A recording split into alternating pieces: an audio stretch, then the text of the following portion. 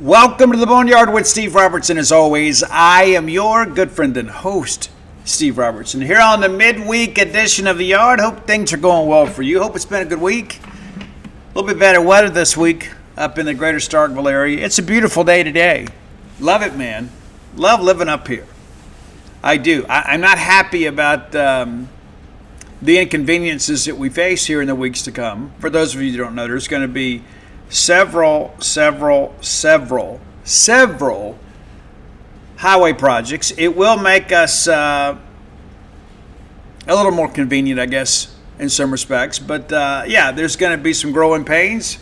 You know, we got downtown under construction. 182 is under construction. Now we're about to do this stuff around Stone Boulevard and Highway 12, and it's going to be interesting. It is.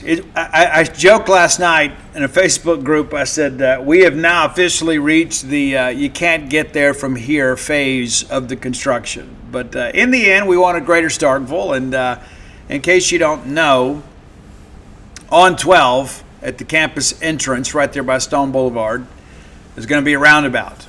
And so I don't know how it's going to work. I think about all of our regular Highway 12 traffic that comes in off 82. Like, how is that going to be impacted? Are we going to have a bottleneck there on game day or not? I don't know. I guess we'll see.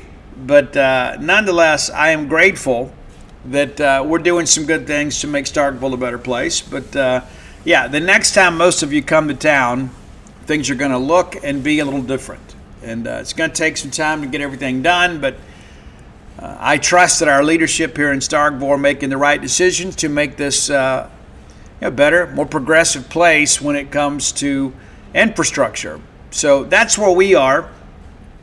And I don't remember the actual dates, but they have prepared us, done their best to prepare us. But you and I both know there are going to be so many people that don't do that. I can tell you, 182 right now, I feel for those local businesses that are having to deal with all of that, especially during the holiday season. You're having to make a real effort to get there. Oh, and not to mention, we got the crossroads stuff too. They've already knocked down some buildings, already got some fences up and all that kind of stuff. So a lot of progress in the greater Starkville area. But I think about our neighbors that are small business owners that are having to kind of deal with the inconvenience of it all. Because I'm going to be honest with you, there's some places in town I just avoid, just because my anxiety gets so elevated, right? It's like, where am I going to park?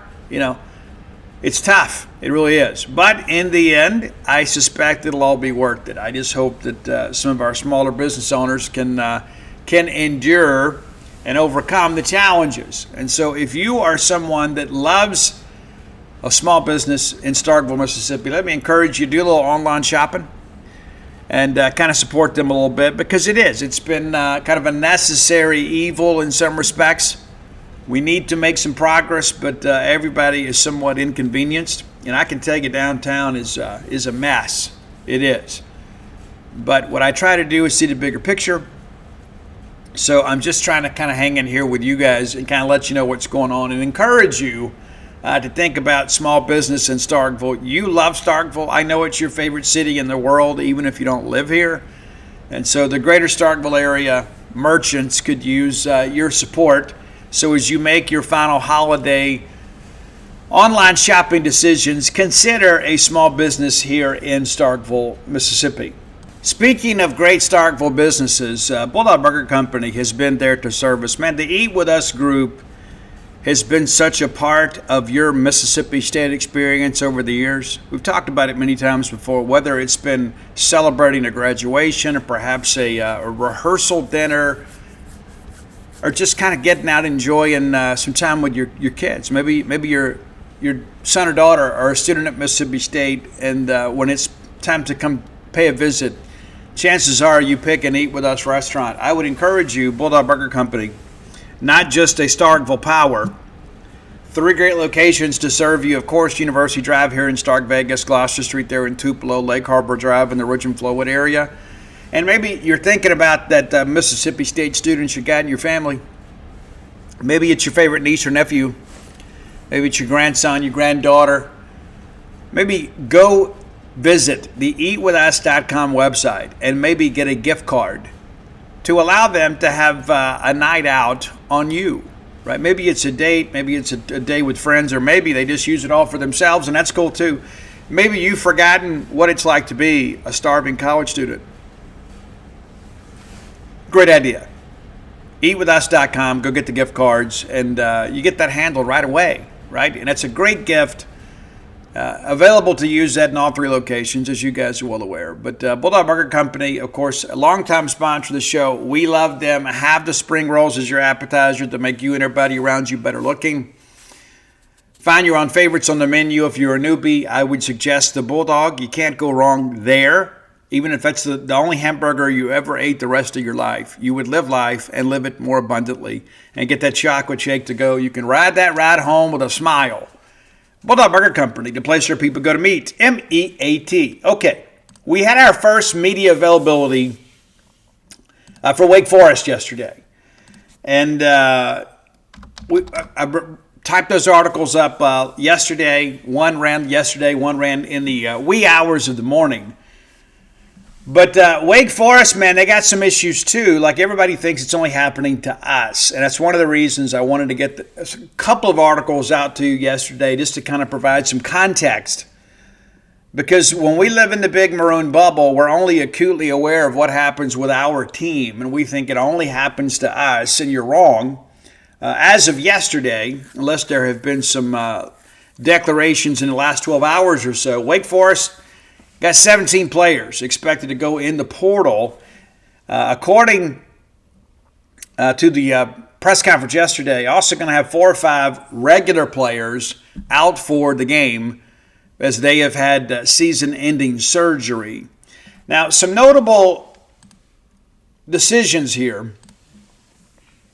Damon Claiborne.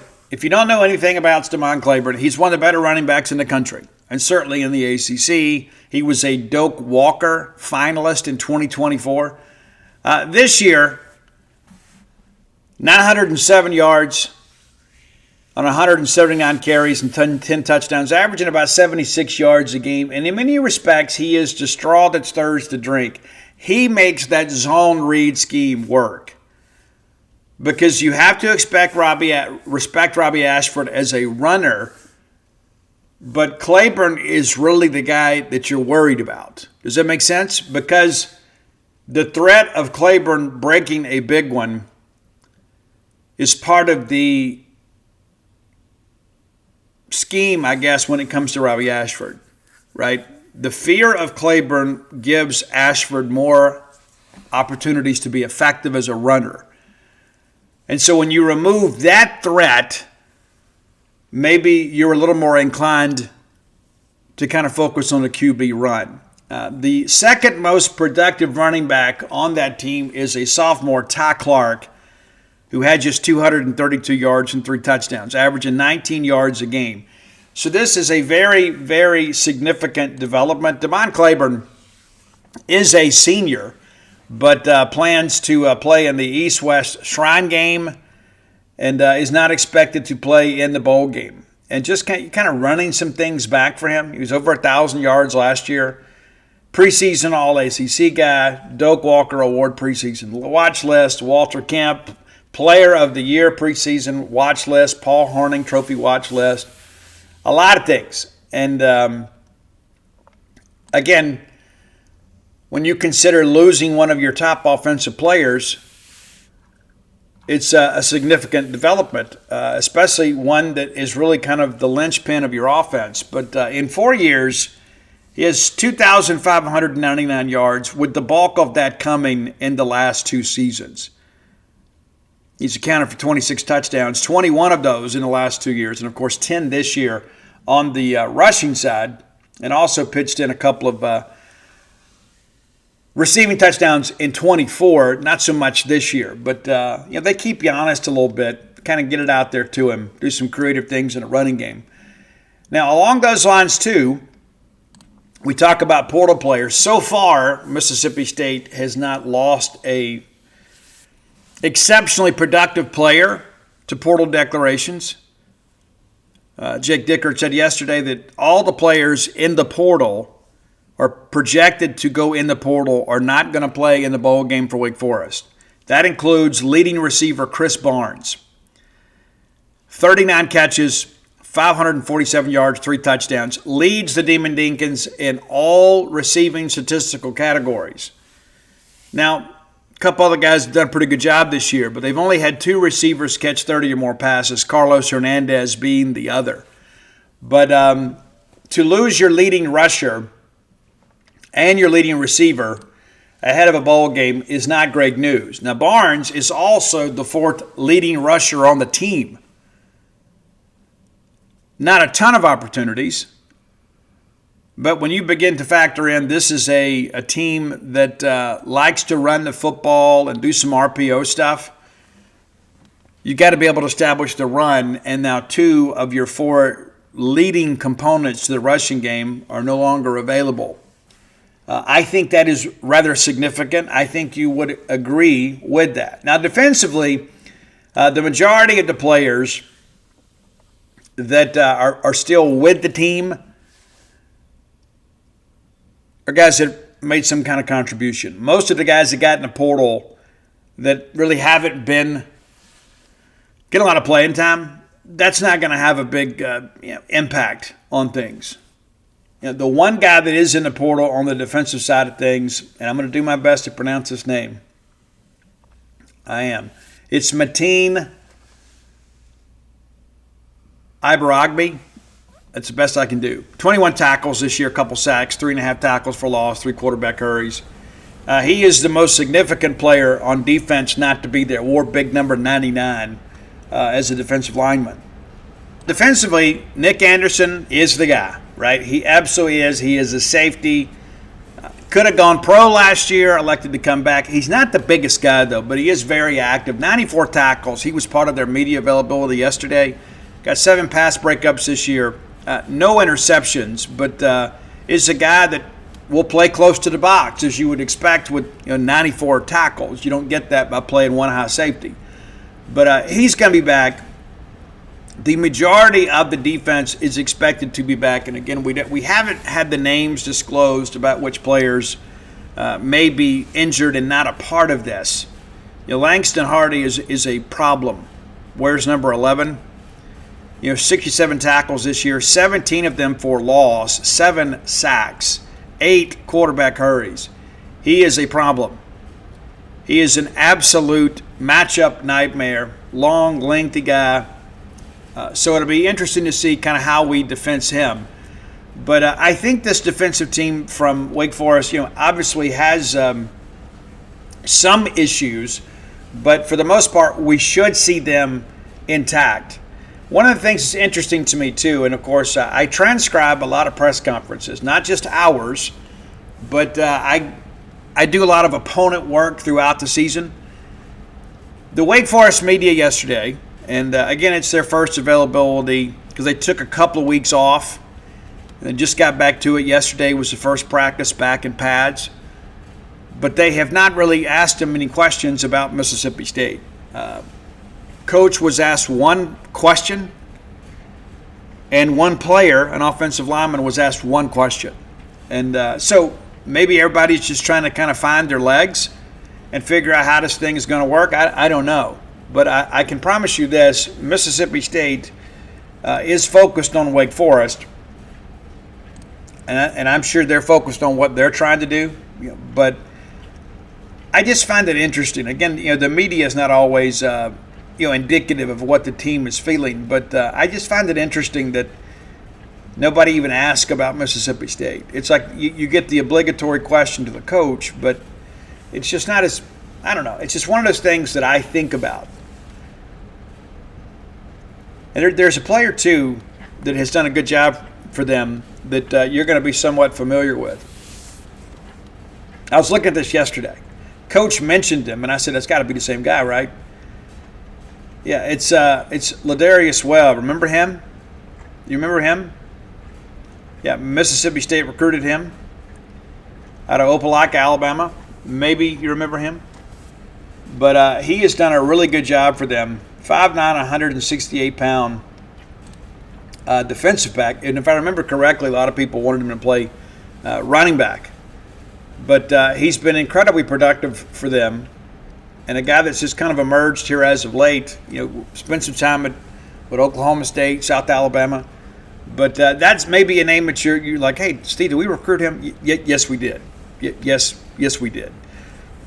But I wanted to kind of get you abreast of kind of what's happening with those guys at Wake Forest, just because of the fact that it's important to understand. I guess we've had, 18 players go in the portal. They've had 17, and, of course, they've got some guys that are banged up and injured. We got some guys that are banged up and injured too, and we got one or two that may miss the bowl game for that reason, and we'll just kind of keep that under our hat for now. And yeah, it's probably somebody you know, obviously. If you follow the team this closely and listen to the show, you do. But I think it's one of those things where we get caught up kind of keeping up what's going on with us, and then we don't kind of realize that everybody is kind of dealing with the same things. There's no question about that. The calendar, when it comes to how college football works, there's never any way to make it perfect. Like, everybody's like, well, it's so unfortunate the portal opens the same day that State and Wake Forest play. What there's some truth to that, but we have a lot of people that don't have game day responsibilities. And you forget about that aspect of it too. It's not like everybody is involved with game planning. There are some people that have nothing to do with game planning and nothing to do with game day management. All they do all year long is recruit, scout, and evaluate. Well, that's not going to change. Now, you'd love to be able to make your first calls to those guys, and the good thing is we play at 7 that night. Yes, it's game day, but I suspect that there will be some text and some calls made from the Mississippi State staff that morning on January 2nd. I think everybody will feel pretty good about that aspect of things. That, we got a late game. We don't have to get a late start to the portal stuff. And so there's no need to worry about that aspect of it. Now, looking at the news as of late on the betting line, with the news of some of these opt-outs at Wake Forest, Mississippi State is now a bigger favorite in this game. The spread is now up to 4 points. And a couple of lines have stayed at now 4.5. This is an 8-4 Wake Forest team playing within their home state in Charlotte, which is about an hour and 10 minutes away from campus, that is an underdog to a Mississippi State team that went 5-7. And the thing that I think about is, even under normal circumstances, we should probably expect to win this game. But when they have so many offensive pieces that are not expected to play, we have to win this game. And I believe it opened at 2.5 and then went to 3, and now it's up to 4.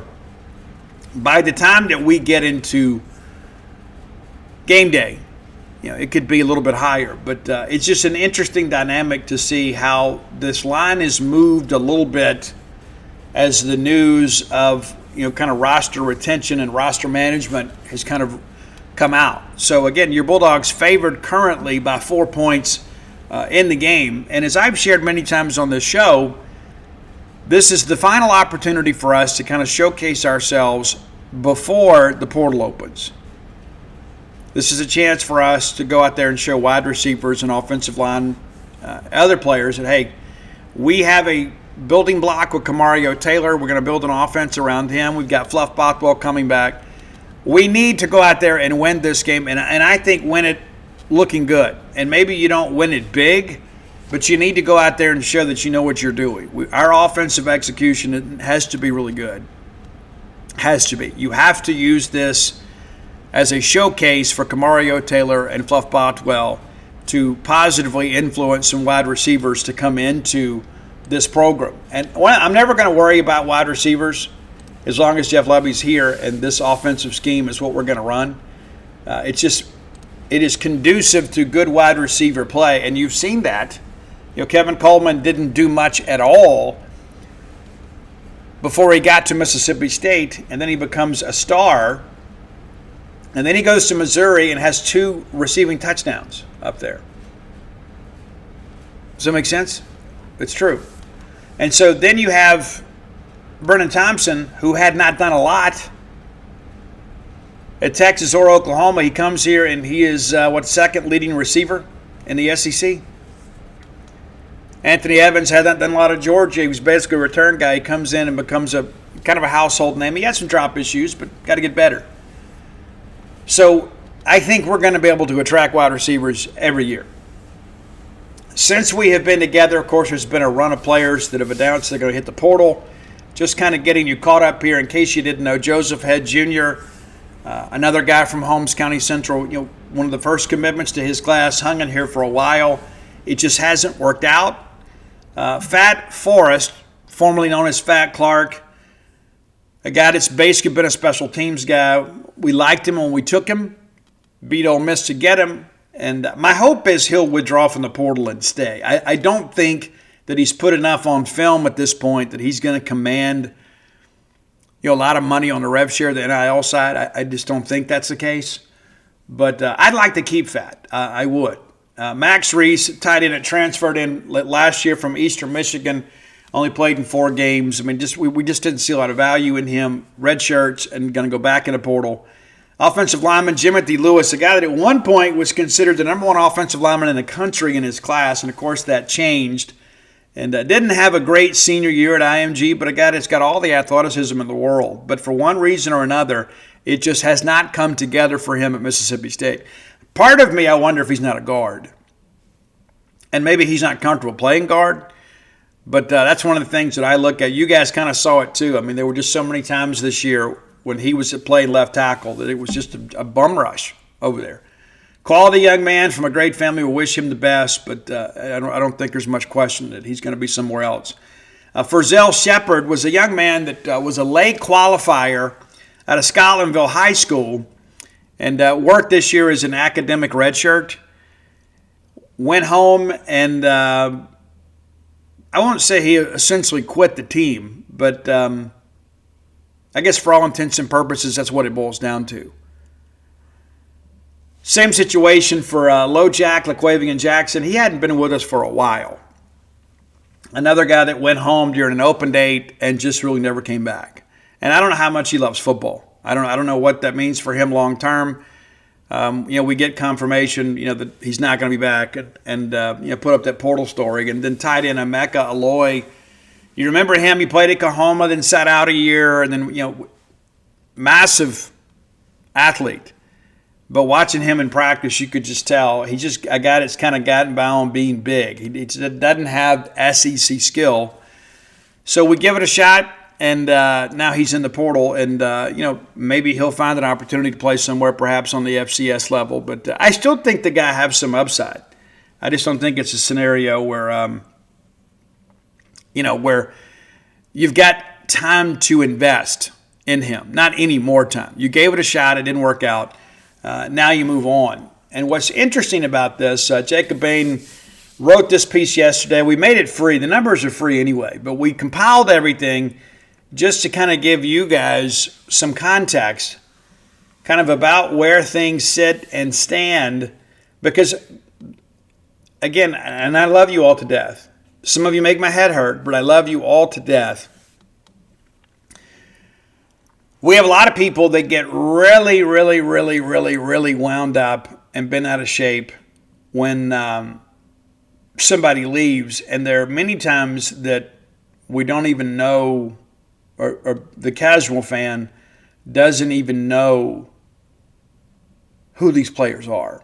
You just see a guy hit the portal, And so we wanted to give you guys a little bit of context here, just to kind of make sure you understand, hey, we want guys to stay, and we want guys to develop, but more importantly, we want guys to contribute. This is not a scenario where, we just want a guy to come in and just get his education. You've got to be able to help out. So I'm going to run this down for you real quick, just to kind of frame it up for you, okay? All right, so Jordan Mosley, we love J-Mo, we do. Appeared in 12 games, 8 catches for 168 yards and a touchdown against Alcorn State, if memory serves me correct. Maybe it wasn't Alcorn State, but he scored 1 touchdown. Stonka Burnside, who we hope to get back, played in 4 games, had 1 tackle. Cam Thompson transferred in from Northern Illinois, played in 3 games, no stats. Terrence Hibbler played in 1 game, made 1 tackle. A.J. Lewis was basically a runoff, didn't play this year. Jaquan Bolden played in 1 game. Jerron Glover played in 6 games, didn't record a stat. Alex Lopez, walk-on lineman from Bayou Academy, I think, played in 1 game. Brennan Smith, hurt much of the year, played in 3 games. Corey Clark, a guy that we signed 2 years ago in the summer, JUCO guy with nowhere to go, played in 3 games, made 4 tackles. Marcus Allen played every game, mainly on special teams, had 1 catch for 7 yards. Joseph Head played special teams, had 6 tackles, played a little bit on defense too. I'm not going to sell him short. We talked about Fat Clark, special teams guy, had 1 tackle. Max Reese, 1 catch for 2 yards. I think that was against Southern Miss. Jimothy Lewis played in 7 games. You guys saw him. And then Frizzell and Lojack didn't play any. And so to kind of summarize that, we're losing a total of 13 tackles and 10 catches for 177 yards and 1 touchdown. Okay? So the majority of the players that have declared for the portal are guys that made little or no impact here. And so when you compare us to what Wake Forest is dealing with right now, it appears State clearly has the advantage when it comes to bringing your 2025 team to the Duke's Mayo Bowl. Now, there are going to be some guys, of course, that elect to move on. I suspect that we're probably at a point now where most of the declarations for the portal are done. There'll be some others. I mean, like Johnny Daniels, right? And I think Johnny could help us, but I don't coach a football team. And Johnny had a good year for us last year. And Johnny Daniels is a guy that you kind of took the voluntary red shirt, and he's going to transfer. And maybe he goes to Southern Miss and has a good run down there. I don't know. Ashawn Shepard is another one. We had a lot of junior college guys that we came in that we needed depth and practice guys for, and they're just not going to play here. But so there's going to be a few more that'll happen between now and then. My hope is that we get all this done, before we even leave for the bowl site, because the last thing we want is, even though the players know, to be fair to the fans, we don't need any declarations the day of the game. Right? And there may be some guys that don't make a public declaration, and all of a sudden that pops up. Again, it's not going to be news to your coaches and players because will have already traveled to Charlotte. We know who's going to be on the bus, right? But I want you guys to be able to enjoy game day and hopefully us getting a win over Wake Forest in the Duke's Mayo Bowl. But be mindful when we get ready to take the field at Bank of America Stadium, there's going to be a player or two that you'll want to be out there that won't be out there. Understand that before we even get there. So, and again, we're going to meet with Mississippi State players today, this afternoon. You can find full coverage of that over at genespage.com. It is now time to award our Close with Blair Player of the Day. I guess pretty soon we're going to have to change sports, and I think we'll do that today. How about that? It's our show. We can do what we want to do. Yeah, brought to you by Close with Blair. Blair Chandler, my friend, your friend, our collective friend in the mortgage industry. Yeah, it's true. If you're looking for a home and maybe the dream of home ownership has eluded you before, it may be because you had the wrong loan officer. Blair Chandler's got 25 years of experience. He knows all the ins and outs of underwriting. He can be your advocate with those who underwrite those loans. He knows how to construct these loans to give you the best chance of approval. So whether you're looking for your first home, your next home, or your retirement home, or perhaps that game day condo, Blair Chandler, the only name to know. His phone number, 601-500-2344. 601-500-2344.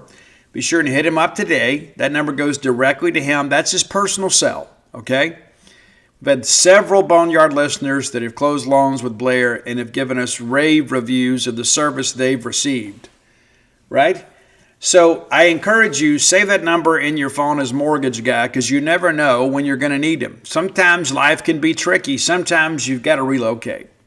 Let Blair help you with some of the heavy lifting and help get you into a home and get off the hamster wheel of renting, where you're basically just paying somebody else's house note and building equity in their property, and you have nothing to show for it in the end other than a few pictures, right? That's not home. You're living in somebody else's house.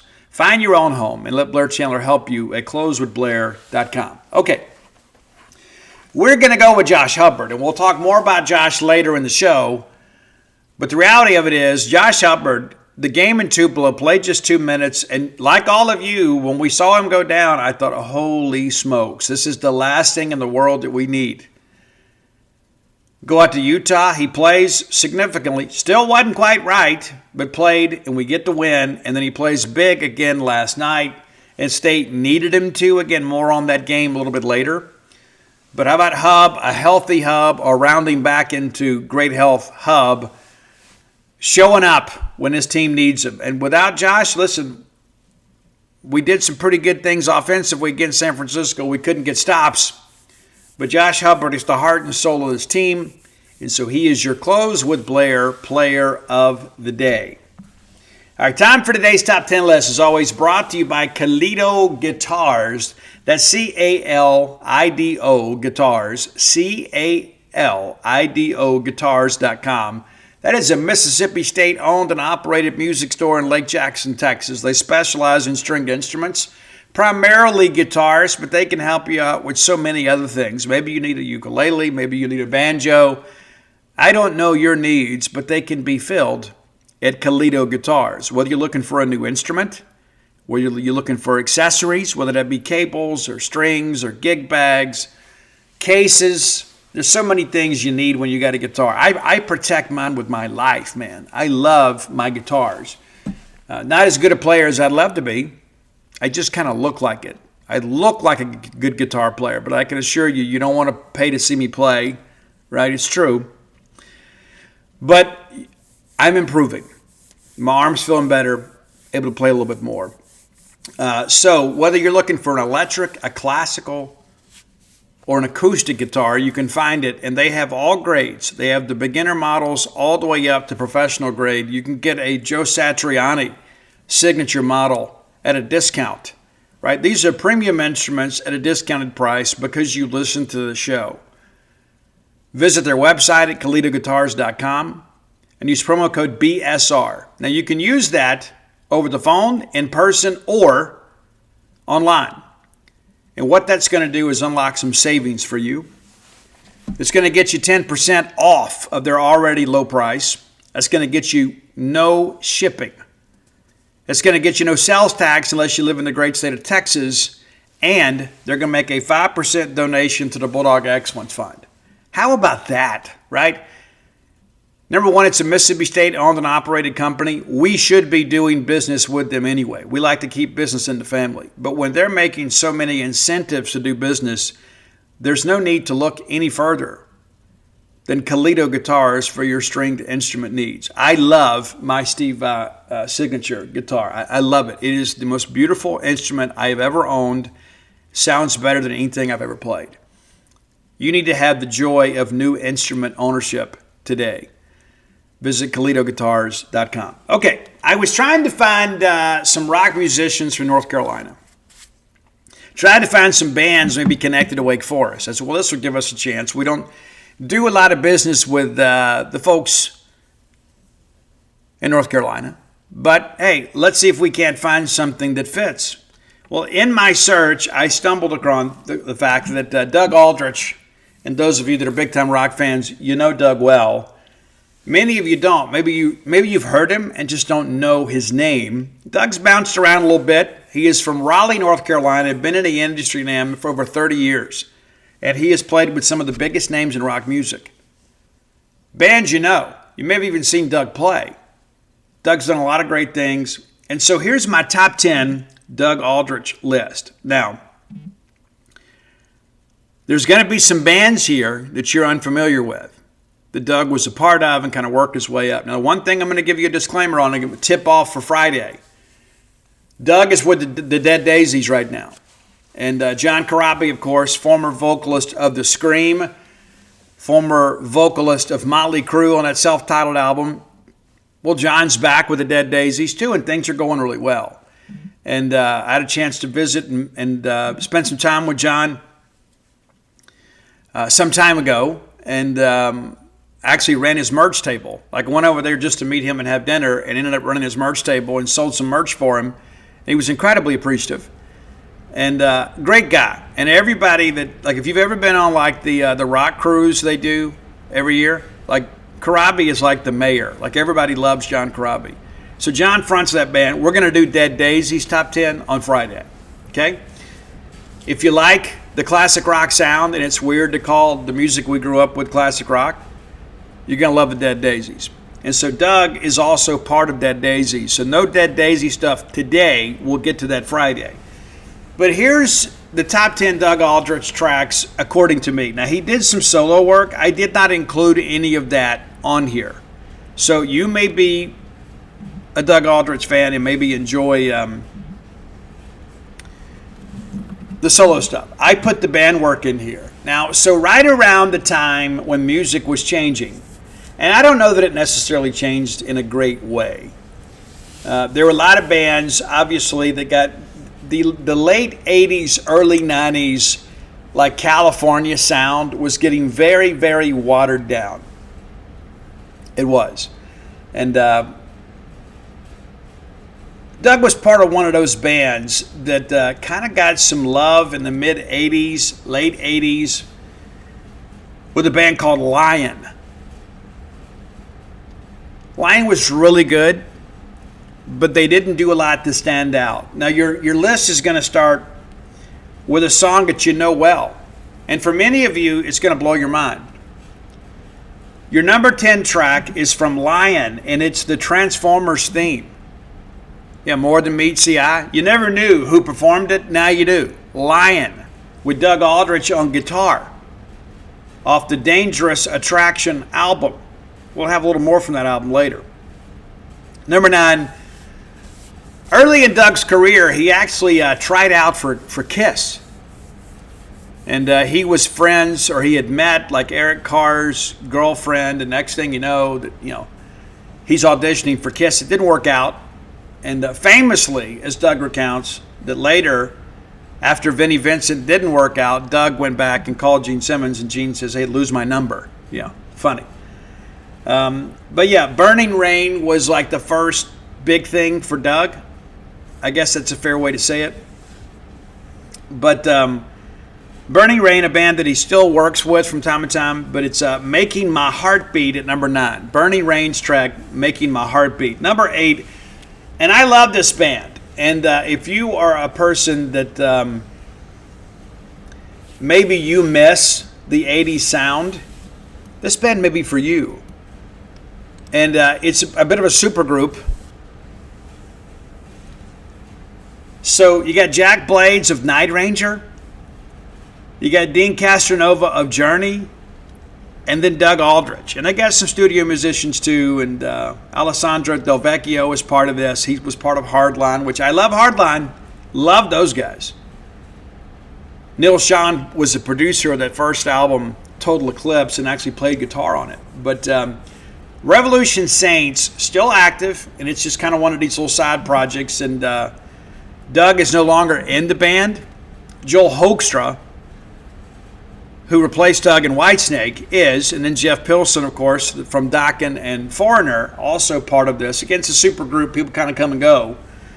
But Revolution Saints, a great track called Locked Out of Paradise off that debut album. They've got 3 albums, I guess. Maybe, 5 albums now. Yeah, they get 3 with Doug and 2 with Joel. But if you miss that 80s sound, you can find it with Revolution Saints. Number 7, a band that Doug has been with kind of on and off for a long time. Put the band together back in 91, The one thing that I will say about this band, I think instrumentation-wise, they're great. The vocal is just rather average, and I hate to be critical of that. The songwriting is just okay too, and even though they've had a ton of records, they hadn't had a ton of sales, and I think part of that is not great songwriting, just average vocals, but the music is great. So we're gonna go with "If It Ain't Dirty" off the debut album. They had an EP called Full Moon Fever, and in most of those tracks made Bad Moon Rising, a self-titled debut album way back in '91. But you can kind of figure this out. Like the line in the song is, "If it ain't dirty, you ain't doing it right."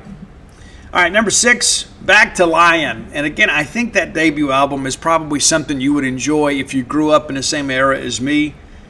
Great track called "Never Surrender," which is kind of the motto for living, right? All right, number 5.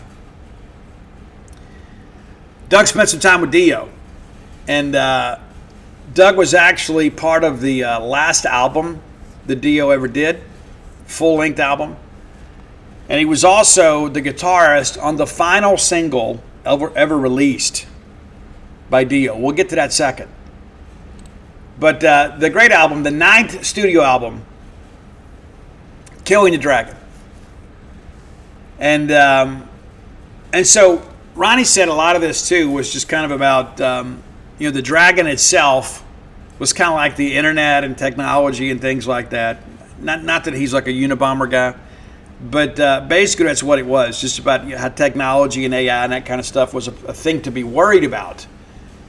And maybe he's right. So great tracks on here, and again, Ronnie, of course, was kind of working through some health problems at the time.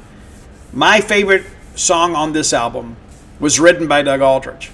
It's "Along Comes a Spider," and I think you'll have a lot of fun with that one. Now we get to Doug's time, and he was this is a short run here with House of Lords.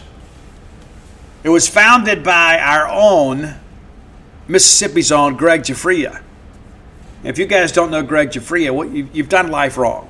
Of course, Greg is a guy so incredibly talented. I'd love to meet him someday. So if you know Greg, I would love to buy him lunch one day or something. I would love to meet Greg Giuffria. I've met a lot of cool people in rock music. I've never met Greg. But, Greg, of course, another guy, we've done a top 10 list with him before. He was with Angel for a long time. And he is a keyboard aficionado, man.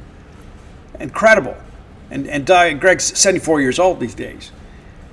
But great run with Angel, and then he went out on his own and had Giuffria, Call to Your Heart. Great song. And then he put House of Lords together. Now, they're still active and still producing some great music, but Greg is no longer with them. Greg did 3 albums with House of Lords. Of course, that self-titled album with the great track, I Just Want to Be Loved, is phenomenal. Phenomenal, in the words of Ben Howland. But Doug sat in here with House of Lords on the album Sahara, and we're going to go with the title track from that album. That's the second album from House of Lords, and that's the same one that has the Blind Faith cover, Can't Find My Way Home. They had a big hit with that one. Okay, number 3, the last single ever released, Ronnie James Dio. The last song ever recorded as a band with Dio is a track called Electra. It's probably not quite what you'd expect. It's got the Dio vibe to it and everything. But again, Ronnie was dealing with some stuff at the time. But I really dig the track. I think you will as well. Doug spent some time in Whitesnake. At some point, I think we all have spent some time in Whitesnake. But Doug has got a ton of albums out. But he is featured on probably more Whitesnake albums than anything. Of course, there's a lot of compilations and live albums and things like that. So it kind of double dips there. But I guess 4 studio albums, maybe 3 studio albums.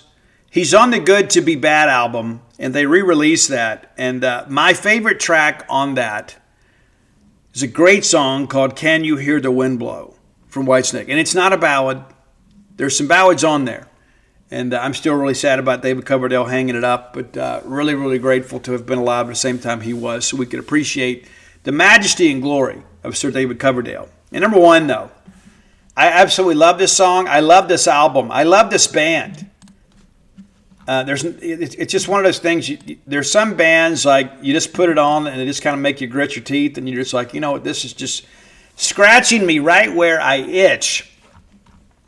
And of course, Doug's done a lot of sit-in stuff too. But he was with the band Hurricane, and if you don't know Hurricane, you should. Hurricane, absolutely phenomenal band. And when I remember the first time that I saw them, like on MTV. And I was like, I've got to go buy this. And it was the Over the Edge album.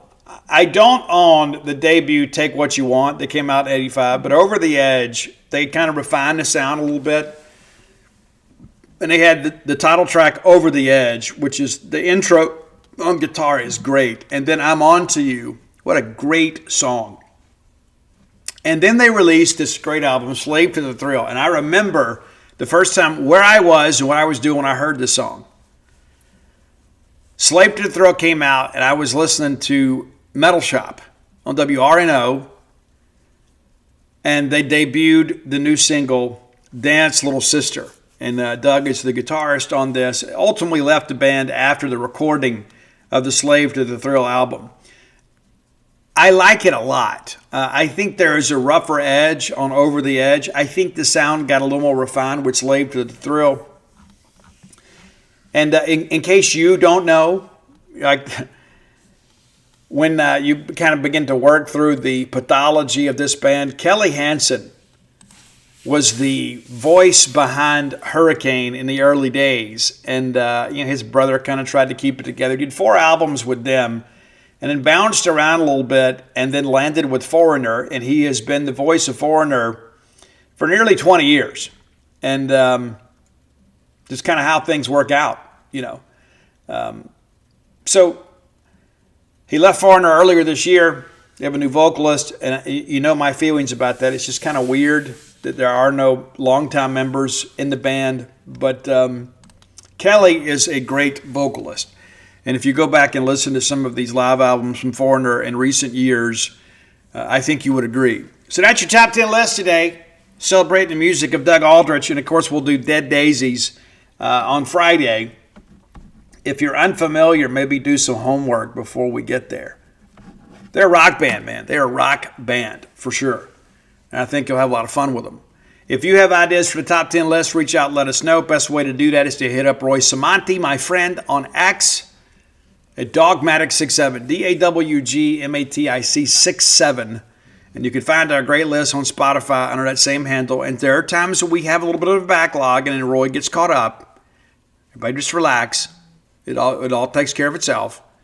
Roy's a busy guy too. And you can find me on all forms of social media at Scout Steve R. All right, next segment of the show brought to you by Campus Bookmart, a Starkvillian institution. If you don't know Campus Bookmart, then shame on you, because they have been here for decades serving this great fan base and just kind of rolling out new Mississippi State wares. I mean, if you need Mississippi State merch and you're not buying from Campus Bookmart, you're probably paying too much and not getting the selection you deserve. Visit Campus Bookmart the next time you're in town. If you can't make it to town, perhaps game day shopping's not what you want to do, visit them on the World Wide Web at campusbookmart.net, courtesy of Al Gore's internet, and use promo code BSR. That gets you free shipping on all orders over $75. And Mom, I hate to make you panic. You got 8 days left. The bride told me last night, she goes, I finally got all the kid stuff done. I procrastinate so much. Well, we're busy running 2 businesses, so I don't judge her for that. I could always jump on there and buy stuff too, but that's half the fun, right? But all that understood, you still got a little time. I would suggest maybe shopping in person, but if you can't, be sure and visit them at campusbookmart.net. Everything that we want in life is made better with maroon, whether it's that new fashionable quarter zip, the button-up, pullover, just finding things to detail out the fan cave. You can get whatever you need to feel better about being a Mississippi State fan at Mississippi State's premium place to shop, Campus Bookmart. All right, Bulldogs back on the winning side of things in the men's basketball, but I can tell you that was not a fun game. For those of you that kept up, man, it was not a fun game. Bulldogs win it, and we're never going to look a gift horse in the mouth. We're happy to win. But it got a little dicey at times. It did. I mean, early on it felt like, we're just going to run over these guys. And they make a run towards the end of the second half. They just refused to go away. We had to play basketball. Long Island now drops to 6-5. Bulldogs elevate their record to 6-5. It was 39-38 at the break. And then State outscores them by 3 in the second half, and we needed every one of those points. Bulldogs win it 87-83. Long Island, very balanced scoring approach here. 4 of their 5 starters go to double figures. Jamal Fuller led the team in 38 minutes with 18 points, also pulled down 10 rebounds. He was a problem. He was. But thankfully, the Bulldogs had just enough. And Josh Hubbard, in many respects, kind of carried the team. Josh Hubbard, 36 minutes on that ankle that's still improving. 11 of 23 from the floor. We know he's a volume shooter, and sometimes we just need him to take over a game. He had to last night. 6 of 6 from the line, pulled down a couple of rebounds. The rebounding will get better as his ankle gets better. Also dished out 4 assists and no turnovers. 34 points for Hub last night, almost a point per minute. Jaden Epps continuing to be the Robin to Hubbard's Batman, contributes 20 points in the game. 7 of 7 from the line. And how big was that, right? You know, we didn't get to the line much at all against Utah. We're 23 of 30 last night from the charity stripe. Quincy Ballard, pretty good ball game from him. 10 rebounds, 8 points, nearly a double-double. Turned it over once, also had a block, and stayed out of foul trouble. Played 26 minutes of action. But, we're going to need a little more offensive output from him. But I think last night was a step in the right direction. Sean Jones, of course, kind of a defensive specialist, gets 6 points for us. Accor back in the starting lineup, played just 8 minutes. And then Makura comes in. Nice game for him, 12 points and 7 rebounds in 25 minutes. Jabari McGee, probably the one mystery from last night. Like, he has that huge game against Utah and sparked the comeback to win that game against Utah. And he gets 11 minutes and 2 points last night. That's one of the things. Like, we got Dave Murray and Jacob Bain that go to postgame for us. That's one of the things that it just was perplexing to me, is why didn't McGee get more opportunities? And, of course, I mean, you're going to get, shot selection, rotation. You're going to get those type of answers. But I just thought that was interesting. But, again, we win, and we're happy to win. Played a lot of people last night, too. And Jan said in postgame we're still going to kind of tinker a little bit. The thing that I would tell you, I trust Chris Jans. I don't know how much I trust this team, though. And I don't mean that as maybe as bad as it sounds. I think Jans is doing all he can do, but I think that there's some holes in this team, and there's some times that guys just kind of disappear on us, and some guys that we really need more offensive output from. Like when I look at this starting lineup from last night, right? Quincy Ballard gets 8 points, Sean Jones gets 6, and then Accor gets 4. Now, granted, Accor didn't play a whole lot, but we've got to find a third scorer somewhere. And maybe that's Makura. But we've got to find a consistent third scoring option, because as we get into SEC play, these guys are going to know how to defend Hub. They're going to do everything they can to kind of take away the outside game. So we're going to have somebody else kind of step up. You can't have 2 guys starting regularly that don't do much on the offensive end. Yes, you got to play defense, and that's a tenet of the Chris Jans experience. But somebody else has got to step up and kind of help carry some of the scoring load. Jaden Epps has been phenomenal for us, in the words of Ben Howland. But, we get the dub. We're happy to get the dub. That's 2 in a row. And we felt like maybe the Utah game was a bit of a turning point for us. I don't know if we feel the same way after last night, but it's a win. Bulldogs back in action on Saturday, and this should be a hot ticket. December 20th, 3 p.m., so you've got a chance to get up, make the drive to Starkville, enjoy the basketball game against Memphis. We'll preview that game on Friday's show. We need you here at Humphrey Coliseum again, December 20th, this Saturday. 3 p.m. And you can come by and do your last-minute holiday shopping at some of our great Starkville businesses while you're in town. Maybe leave a little bit early, have a nice breakfast here in town, and then do some shopping before you go over and cheer for the Bulldogs. All right, Lady Bulldogs in action tonight. And for those of you that have kept up, and I hope it's all of you, ladies are playing pretty well. And again, we could make the argument we should be undefeated. We've won 6 games in a row. And again, we knew beginning of the year this wasn't going to be a very challenging non-conference schedule. However, we have played well, and we have blown people out. Ladies will take on Alabama State tonight. I don't know if you're big fans of Alabama State Hornet basketball. But, again, should be a chance for us to get some things done in this game, get some minutes for some players, and probably rest some folks. But the Hornets are 3-6 this year. Just kind of looking down here to just kind of see what's happened for them. We'll give them the same respect we give every other opponent. They open the season getting blown out by Georgia 73-44. Then they make the trip to Auburn and get doubled up 82-41. They beat Talladega College by 17. Lose at West Georgia 64-61. They lose to Faulkner University by 6. And then Vandy gets them 92-38. Playing these SEC games for checks, not for wins. All right, Auburn University at Montgomery, they get them 70-41. They play at Baylor and get beat 90-36. And then squeak by South Carolina State 59-53 at home. So Friday was good for them. You kind of get a winning taste in your mouth. But they are 0-5 away from their home gym. They will be 0-6 tonight. Tip-off at 6:30. Just to kind of give you a brief scouting report of kind of what to expect from this team. They're averaging 55 points a game, giving up about 70. So when you're getting outscored about 15 points a game, chances are you're not going to win very many. And some of those blowouts against Power 4 teams obviously skew the numbers, but they really don't shoot it well. Right at 35%. 3-point baskets, not much better. 24%. It's actually worse. I'm looking at the wrong numbers here. But yeah, so you shoot 35% from the floor and 24 from beyond the arc. Make it about 4 3-point baskets a game. That's tough. Not a great free throw shooting team. They shoot 57%. Rebounding has been a bit of a challenge. They've been out-rebounded by about 2 boards a game. They hand out a few assists, but obviously defense is not a strong suit for them.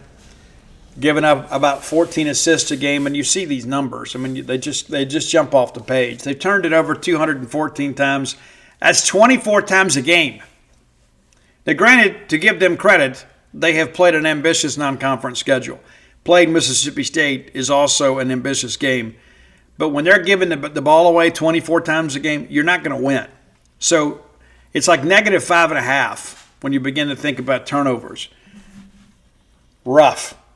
Giving up 23 points per game off turnovers. They got 85 steals, but they haven't handled it really well. Their opponents are pulling down about 12 steals a game. They have blocked some shots, 38, but they've had 48 blocked. Looking inside the numbers individually here. Charlize McClendon leads the team here with 7.9 points a game. They don't have a single player averaging double figures. So she wears number 10. She's been somewhat of a part-time starter. She's played in all 9 games. She is a 5'11" power forward out of Ware County High School in Georgia. Post player, and also kind of a turnover magnet here. Got 8 blocks, but has turned it over 20 times. She leads the team with 23 personal fouls. Also second on the team in rebounding at 4.7 per game. Caitlin Bryant, averaging 6.5. Shemaya Reed, 6.5. And so this is basically a team trying to find a sense of itself that doesn't appear to have a real star in the game. So, yeah, I expect State to win this game handily.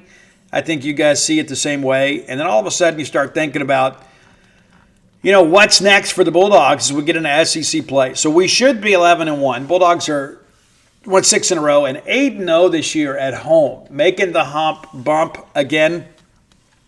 Really no question about that aspect of it. And then Saturday, if you're in the greater Philadelphia, Pennsylvania area, and we'll talk about this game on Friday. So Saturday morning, you can watch Lady Bulldogs take on LaSalle.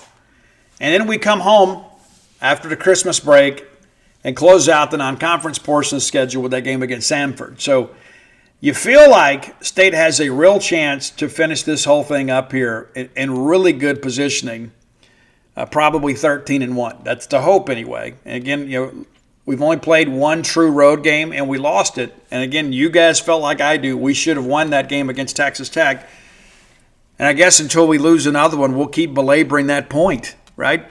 But Lady's doing a good job, too. And one of the things that I love to look at, too, as we get towards the opening of SEC play, it's kind of like who's standing out. Because we entered this season not really knowing what to expect. We knew Destiny was going to be back. We knew what to expect from her.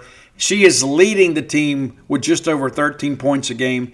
And then Favor Nwadazi, almost 13 points. And Madison Francis, a very talented newcomer, about 11.5 a game. She got 7 starts in 11 games. Chandler Prater, we knew what to kind of expect from her, 10.5. And then Jayla Lampley, 9. So you got 4 players.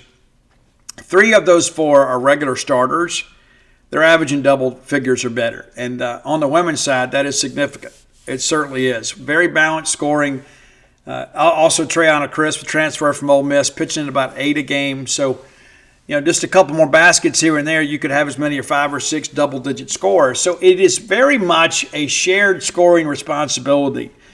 We've played a lot of players. A lot of people get some playing time, and there will be some players tonight. Hopefully we'll have the opportunity to get some much-needed minutes, to kind of save some wear and tear before we make the road trip here. But, again, the ladies, just kind of quietly going about their business. And as we get into SEC play, we'll find more about what we have. Some big games early, and we're having to make some staffing decisions, too, about how we're going to staff. And, we got a bowl game, and you got the SEC opener for the ladies.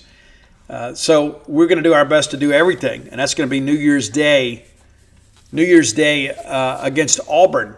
It's going to be a 6:30 tip. So if you're not making the trip to Charlotte, maybe you can turn out and celebrate the new year with the Lady Bulldogs.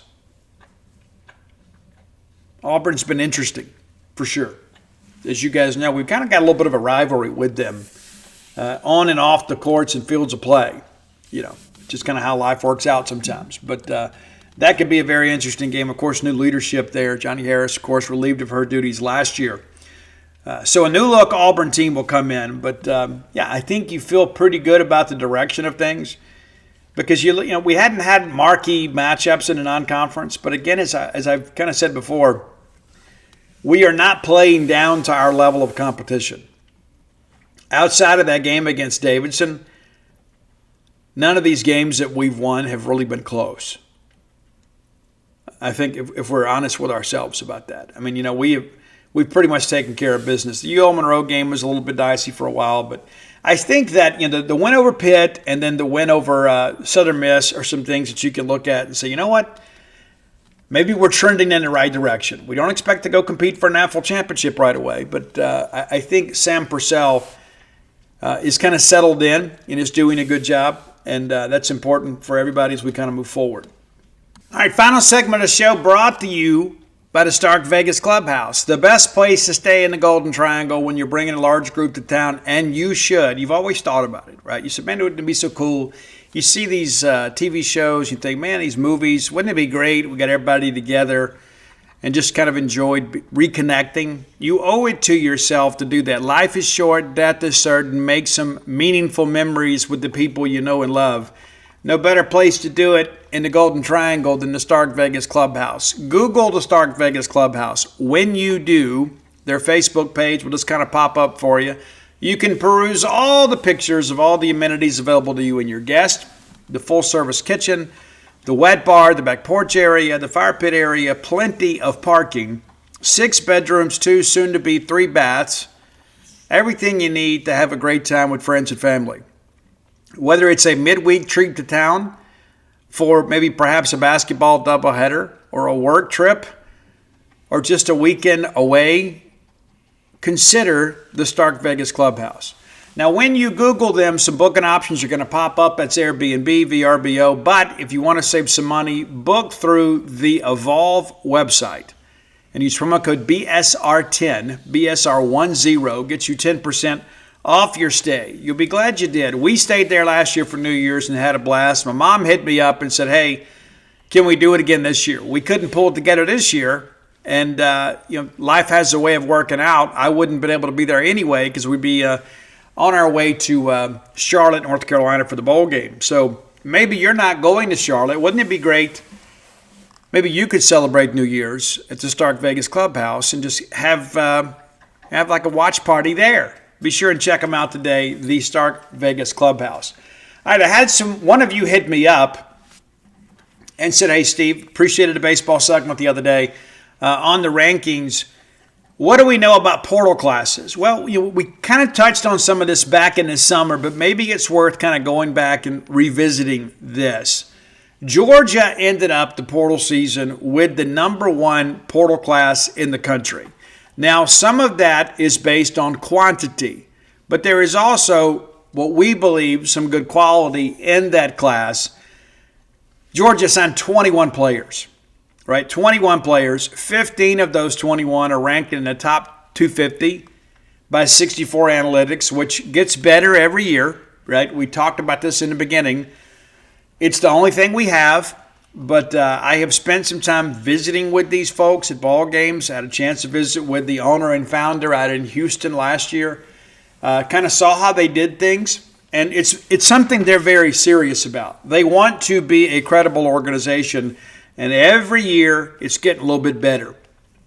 And so they fine-tuned the formulas and things like that. But Georgia, 15 top 250 players. So it's basically a complete roster rebuild outside of a few nucleus players that are expected to return. But that's been the Wes Johnson model. And I think in many respects, he mimics what Jay Johnson's done at LSU. On the baseball side, I think I agree with Brian O'Connor that you need to have a nucleus of players that are always with you, and then you supplement from that as you go, right? Tennessee, second. They had 9 players. All 9 of those are in the top 250. So while not a huge portal class for Tennessee, and they do have some pieces coming back, they added real value in the portal. And then your Bulldogs, number 3, 15 portal guys, 10 of those 15 in the top 250.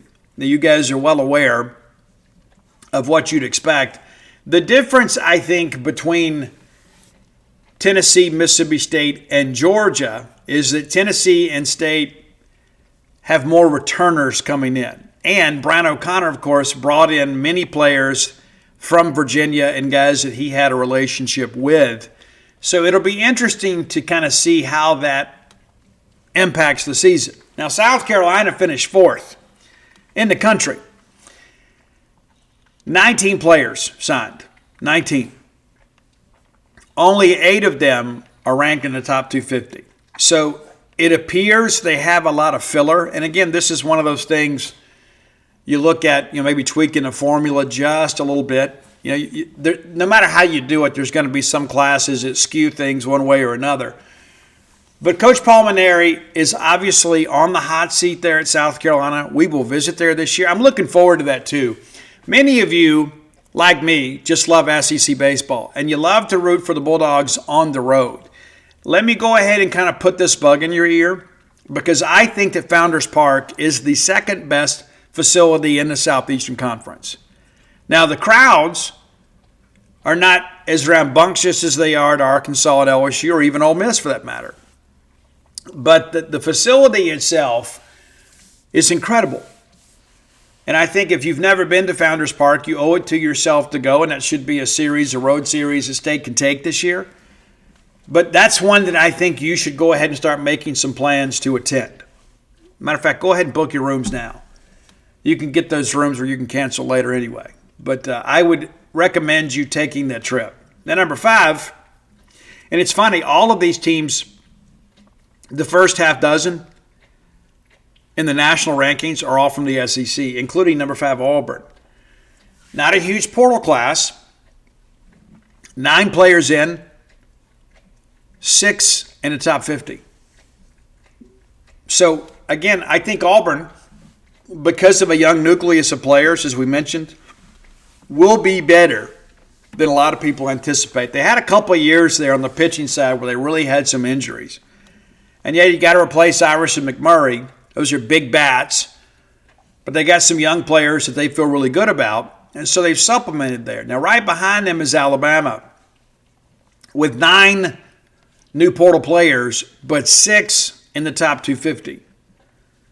And some of these rankings we're not going to agree with. But I think, again, it's a cross-section of opinions based on analytical data, and it's the best we have. So we're gonna run with that. Our first non-SEC team is Virginia, ironically. They had 15 players leave, and they added 13 from the portal. And, of course, many of those are from Duke, kind of like the O'Connor model, right? Some Virginia players went to Mississippi State. Some Duke players went to Virginia. So, good hire. Only 6 of those, so just under half ranked in the top 250. And then right behind them is Kentucky. And Nick has kind of made – I don't know that Nick Mingione, who I love, gets enough respect for what he does in the portal. And you can say whatever you want to about the on-the-field antics, but you can't dispute the fact that God knows how to put a good quality baseball team on the field. Nick kind of recruits in his own image. He recruits these guys that have a bit of a chip on their shoulder and something to prove, and he brings them in and uses a little machismo and some mechanical adjustments and then makes them better ball players. And a lot of times Kentucky goes out and gets these guys that maybe have done it at a lower level, at a high analytical standpoint, and they bring them in and then acclimate them to the speed of the game. Florida State at 9, Oklahoma at 10, another SEC team. And then you got to get down. LSU has kind of been the portal kings in recent years, but just non-portal players this year. So not a huge portal class. Of course, they won the national championship last year. You can hardly argue against what Jay Johnson has done, but only 5 of those players in the top 250. I think this LSU team, preseason number 2, and the odds are some, I think is a bit overrated. It's LSU. They're going to be great. They're going to be in the mix. No ifs, ands, or buts about that. But I don't think this is a national championship caliber team when you consider what they lost on the pitching side. 14 is Florida. Kevin O'Sullivan returning from his leave of absence just before the holiday season, just to kind of get things in order, I guess, before people begin to return for the semester. But whatever's going on in Kevin O'Sullivan's life, we hope it gets fixed. But I think Florida will have that kind of hanging over their heads. And again, I think this could be, if it is not a great year, could be the end of the ride. Texas comes in at 15, and then Arkansas, our friends in Northwest Arkansas, come in at 18. 8 portal players this year. And again, they got a pretty good nucleus of players returning. And I'll never bet against Dave Van Horn, ever. A couple things that I think is interesting, too, as we look at the number of portal players that are brought in. We talked about Georgia having the most in the country at 21 and South Carolina at 19. Lamar and Gardner-Webb right there with them. And then Duke, obviously, Mascara gets that job, and they have 18 guys kind of rebuilding the roster there. And so it's just interesting to me how everybody approaches this, right? I mean, because some teams don't go out and get a bunch of portal guys. They just kind of stick with what they have. Some people kind of supplement, and then other people are very reliant on the portal, much like Georgia is, to kind of build a team this year. It's always about this year. They've almost kind of taken the junior college model and in some respects the football model now, and we'll see how that works. I mean, it's gone pretty good for Georgia in the regular season the last couple of years, but in postseason play, they have not been able to kind of get things done. And I think Wes is a great coach. Obviously, he was rumored for our job, and we shared that news pretty early on that he wasn't coming here.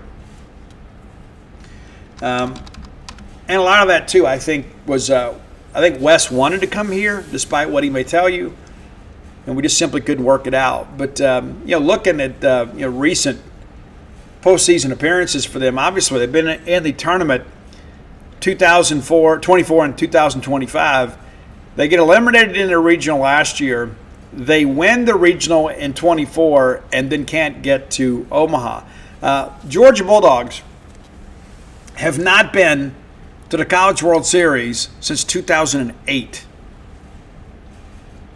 To me, that is inexcusable. Like, if I'm a Georgia Bulldog fan, as much as I love football, I mean, how can we be so average in baseball for so long when we are probably in the biggest hotbed of recruiting in the Southeast, unless it's Florida, right? I mean, Georgia is a baseball crazy state. And, of course, back in 08, they played for it all and didn't win it. But it'll be interesting to see if this is sustainable and really how much Georgia people care, about baseball. We've got a lot of fair weather fans around the conference, and so you kind of root for the logo. So whatever's winning, you're a full supporter of that. But thanks for the question.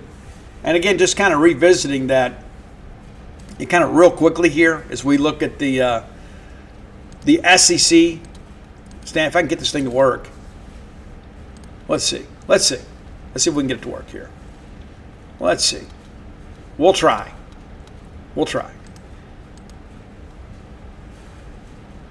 Yeah, I mean, there's just a handful of schools here that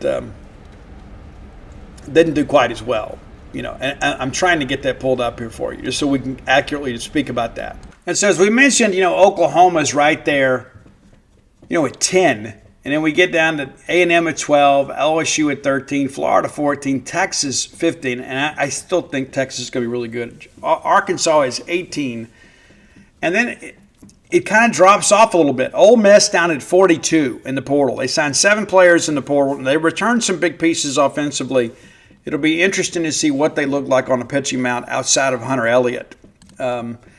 And I don't know what his long-term plans are, but it feels like if he wanted to play pro baseball for a while, he would have already signed. But, I don't know his feelings or, whatever his long-term plans may be. But it's just not what maybe I think people expected to be 3 years ago. We wish him the best. No hard feelings against him. But you got to work really hard to get down to the bottom of the barrel hill. And of course, that's Missouri at 129. So not a great portal class, I think, for Ole Miss. But again, maybe Mike Bianco feels good about what he's got coming back. And obviously the Rebels took a good step in the right direction last year. But all I know is that Mississippi State baseball is primed for a big season. There are some people out there now that believe that Mississippi State should make it to Omaha. I think you and I probably agree, but now we're starting to get some national support for that. But we got to go play games. That's the thing about baseball. It's the thing about sports. It's a scoreboard. Doesn't matter what everybody thinks. It's about how everybody plays. And so we're excited to kind of get going. All right, before we get out of here, I would be remiss. Some of you saw yesterday the tragedy over in Hoover, Alabama, as local prep reporter Christina Chambers was the victim of what appears to be a murder-suicide thing. I don't know anything about details other than that, but the 3-year-old was kind of left to fend for himself. And it's one of those things, too, that we spend some time talking about this just because this is a real-world thing, right? I don't know who she married. I've seen some names out there. I don't know their relationship. I don't know any of that stuff. I'm not going to sit here and project that I do. But here's the thing that I will tell you guys. Your relationships, like it's one of those things in recovery we talk about. We don't want you to have a relationship the first year because you got to get your legs back under you.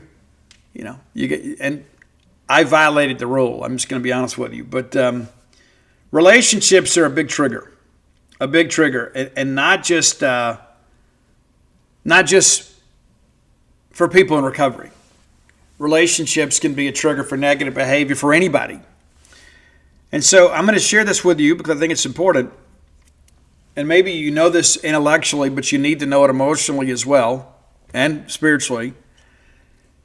that there is nothing she can do, nothing that she can do that is worth your life. And ladies, there is nothing he can do that is worth your life. I have known some friends that have gone through some divorces that if they made a Dateline NBC episode out of it, they'd have to make it NC-17. And that's how vicious and how brutal some of this can be. And again, I don't know the circumstances behind these situations. And everybody was, oh, mental health, mental health. Listen, mental health is extremely important. I'm a proponent of mental health. But let's not excuse evil for mental health. There are bad people in the world. For some people, that seems to be so difficult to accept. We want to believe that everybody's good. Well, they're not. I mean, we learn very early in life, when we first start going to church, that everybody's born of a sinful nature. There's truth in that.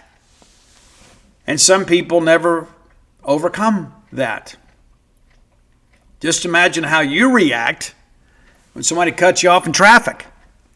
And even if you don't say it, even if you don't throw that finger up, even if you don't utter the words to yourself, there's a moment there where, as the Pentecostals say, you get in the flesh.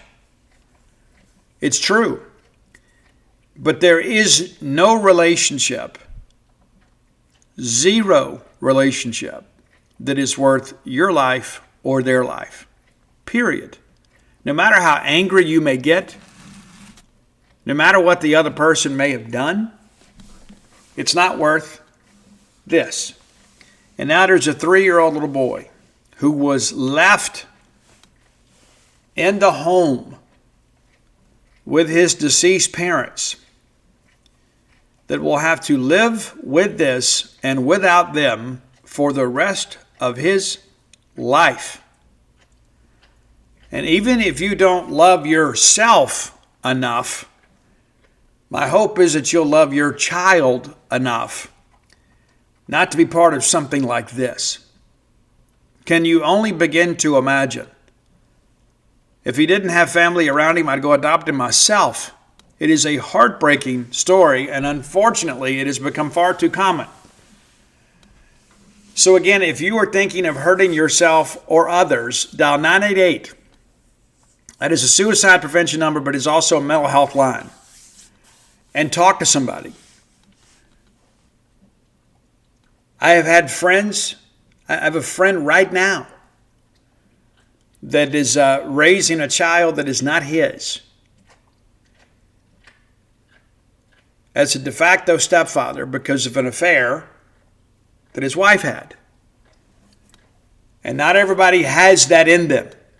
I don't know if I'm big enough or strong enough to handle that level of betrayal. But at the end of the day, that kid didn't ask for any of this. And he's being raised in a home, and he's loved. And I can tell you, man, the thought of walking out there every day and having a daily reminder of your wife's infidelity, that would be very, very difficult to live with. But worst case scenario, you get divorced. And there are some people, obviously, egos get involved. And, it's like, I can't believe they've done this to me. And you know what? Those feelings are valid. They absolutely are. We're never, ever, ever going to excuse that. But at the end of it all, life is long. Life is, if we let it be, right? And so it's important to understand that no matter how bitter you may feel in the moment, to not lose sight of the bigger picture. I've been mad enough to kill somebody before. I just hadn't done it. When I went to jail, right, I had a co-conspirator that dropped down on all of us, right, to save themselves. The guy was just wild, man. It's like he got caught doing some stuff non-related to me and got arrested and then dropped down on all of us, and then he was able to basically skate with probation while the rest of us went to jail. And first of all, I was guilty, right? Let's understand that. But I saw him at Cloverleaf Mall, and this was in the middle of me trying to get my act together. And he was drunk, and he comes up, and he's crying and apologizing to me, and blaming the cops and everything else. And the truth of the matter is, in that moment, if I could have gotten him alone, I probably would have killed him. I was facing 40 years.